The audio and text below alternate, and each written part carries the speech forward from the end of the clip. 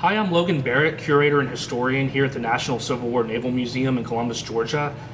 Today we're starting a new video series called Ask the Curator.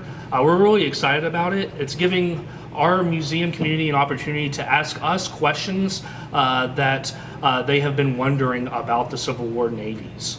We do think our first set of questions, we have 3 questions to answer today, so we'll dive into it. Our first question comes from Simon, who asks, is there anything still left in the Chattahoochee River of the CSS Jackson or CSS Chattahoochee after they were salvaged?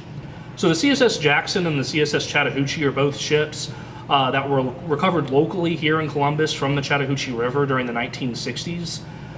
Those ships, although housed in the museum today, were not fully recovered during that salvage operation, and we know for a fact that there's still remains of both vessels, particularly the Chattahoochee, in the river to this day.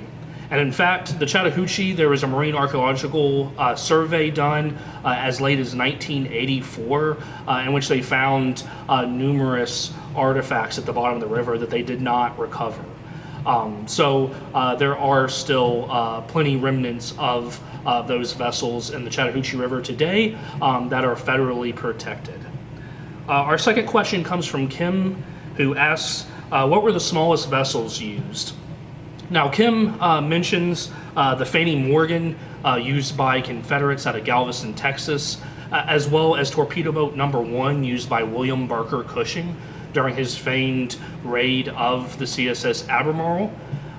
These vessels were both about 25 to 30 feet long, and Kim is very right in pointing out these vessels as some of the smallest craft during the war. Some of the other ships that may come to mind experimental in size would be torpedo boats, as well as submarines, perhaps the CSS David or the submarine Hunley.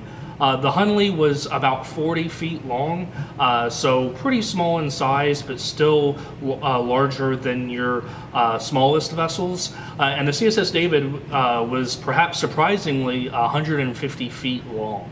Roughly about 25 to 30 feet was about the smallest size of a craft that you would see during the Civil War.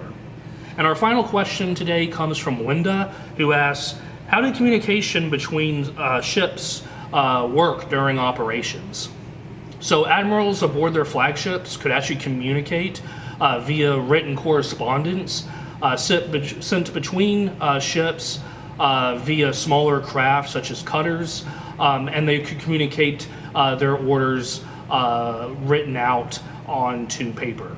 Now, during battle, of course, this is much less possible, and they would have switched to a signal system such as using flags that both the type of flag as well as the particular waving of the flag could communicate different messages. And then this coded system was called wigwag.